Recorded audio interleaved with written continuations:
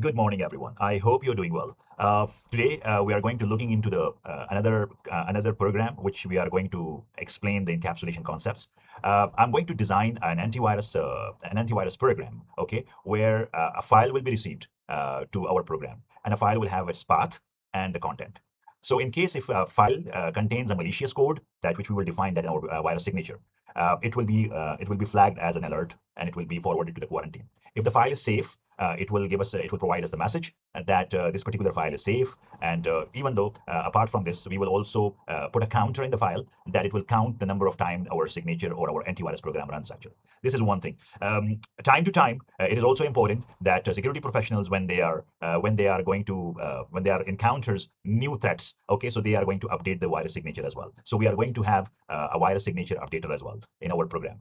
Now, the next important thing is that we will keep our attributes. I mean the class attributes. Why I'm talking about why it is a class attribute, because we are going to restrict them. That in case our signature shouldn't be changed by an attacker actually. So this is a program which we are going to design, and we are concentrating or we are using the encapsulation concepts. Okay, that we restrict our property and method inside the class, and it will be only accessible inside the class. So we will have a scanning method which will scan the file and its content actually. So let's start with this concept. Our class name is class antivirus scanner, and the name of this class is antivirus scanner. We are going to initialize this particular scanner with the help of constructor. So I'm just going to define init underscore init, and it will have the default parameter, which is the self. Now I'm going to define a property which is going to be a private, and it will be only accessible inside the class. So to define a property or a variable, in other words, okay, it will be private. To make a property or attribute or a variable private, we are going to use a double underscore. So we will have self dot double underscore virus signature and equal, and I will have a list. So this list will contain all our signatures. Okay, so let's say our signature name is svc host dot whatever. Okay, we just name that signature pls. Okay, pls, and then the other signature could be trojan, or let's say spyware, spy.dll, let's say. And another signature is going to be hello dot let's say exe file. Okay, or let's say this can be hello.abc, let's say. Okay, so these are our wire signatures. Now the next thing is that I'm going to keep a counter as well. So what I can do actually, I will say self dot count or counter, okay, equal to 0. So I initialize one of a public property. It will be public, you can make it private as well, but just like for your understanding that I'm keeping this one, this is a private property, and what I'm doing actually, I'm keeping the counter as public. This is for your understanding, public property, or public, we can call it property, attribute, data. Okay, so we have so many names for this thing. Okay, attribute, or it can be a data as well. So this is one of our so once our object initialized, okay, and then we will have this particular property or attribute assigned to a list which contains our wire signatures actually. Now the next thing is what I will do actually, that I will have a method, and that particular method is also going to, and the name of that is going to analyze actually. So analyzing the file contents actually. So when it is analyzing the file content, and I will keep this also as a private method. So to make it a private method, I will just make it like underscore analyze file. Okay, and inside I will have the default argument self, default parameter self, and the next one which I will have is the file content. File content is one of the parameter list. Okay, so it will receive the content. It will receive the content basically, and it will be checked against the virus signature. So in this case, when I'm going to once it receives the file content, okay, and then I can say that if file content if file content in self dot underscore virus signature. If file content in self.virus signature, okay, what should we do? Okay, we'll say return it is malicious. Okay, and what the next thing I can do actually, I'll just say return return safe, let's say, okay, or clean file. Okay, this is what the thing. This is what the two. So I have a method which is also private, and I have our property. One of the properties also, our virus signature property is also private. The next thing which I will do actually, I'll just create another public method, okay, and that will be, let's say, scan file, let's say, or scan file. Okay, so in this scan file, okay, so I just create a method with the name scan file, and I'll pass our default. This is our default parameter, and then it will receive two arguments. Okay, one will be receive the file path underscore path, and the other one is going to be file content.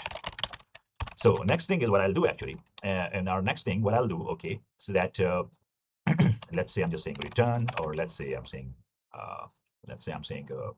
return f string. I can use f string as well, and from this f string, or I can just like say I'm just saying print f string, the scanning is in progress.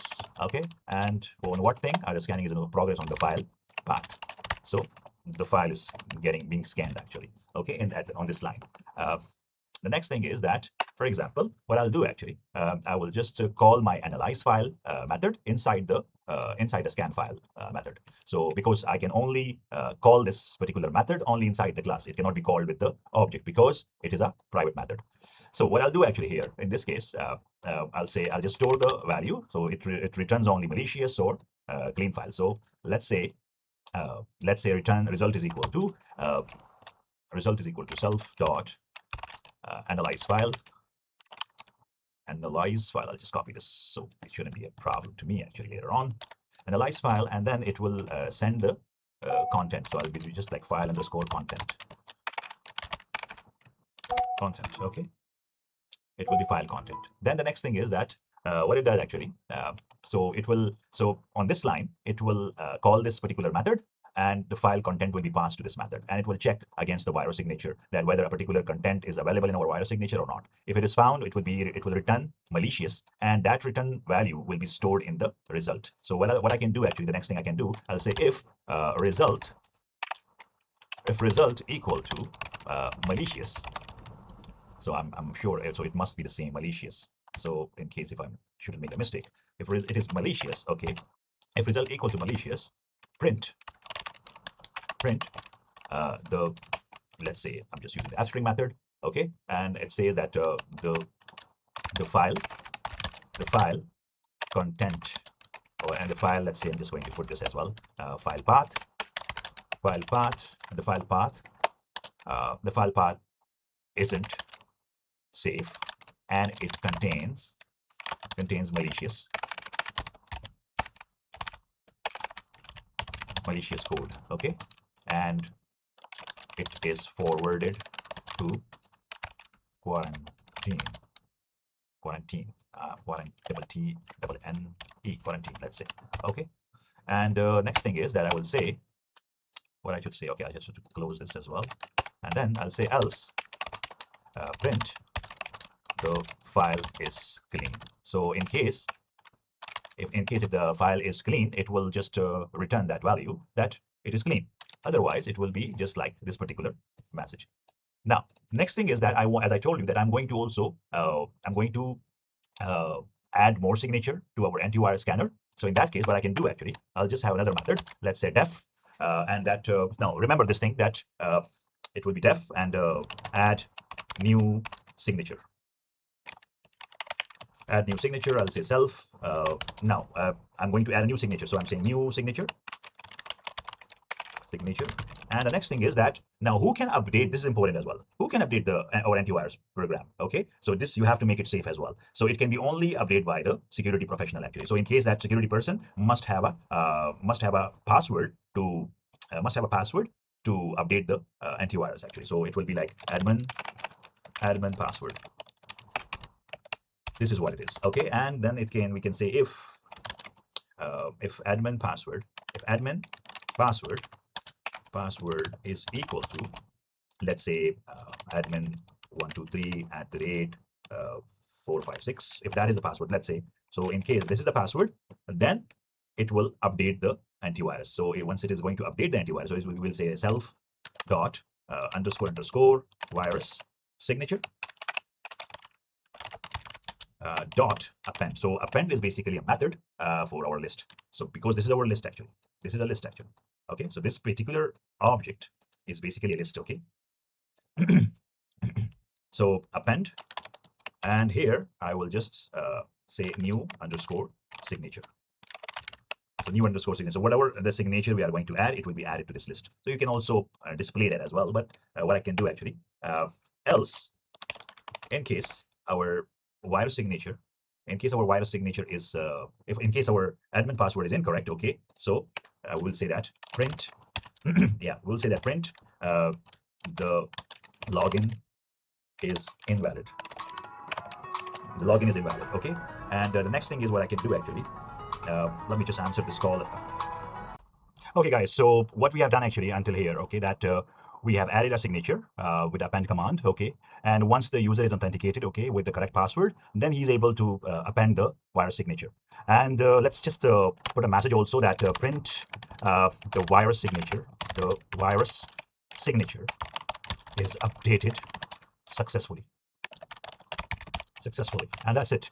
Now we can just close this as well, okay. And then now what is next? Okay, so our class is almost ready, okay. I don't feel that there is any problem with the class. Now let's just pass the let's create an object first, okay. So our object, let's say I'm saying that my object name is scanner equal, so my virus signature is basically scanner is equal to so I'm creating an object and I'm saying that antivirus. So I just need to copy this so I should not make a mistake in the spelling. So here on this line I'm creating my virus signature, okay. And now I'm going to so this is my object, and I called. So once the object is created, so default constructor, or the constructor will be called. Actually, it's not a default constructor if we don't keep the constructor. So there will be a default constructor called by the interpreter as well. Now what is next is that for example, I'm now I cannot access this particular method, and I cannot access these property as well. So what I need to do in this case, okay, that I will just say scanner dot I need to call this particular line. So let's say I'm saying scan underscore file, and so I'm going to send two arguments, okay. One is the file path and the other one is the file content. So let's say I'm just saying that, okay, I'm just going to take a random file name. Let's say I have a file in C drive, okay, and then I have a file in C drive, okay, and it is basically inside the Windows. Let's say in the C drive I have Windows, okay, slash then program files.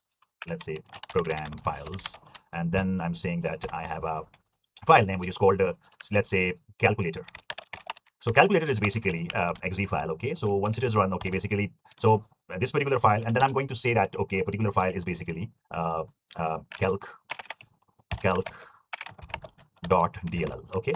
It calls this particular content, okay. This is one thing. The next thing is that I'm saying scanner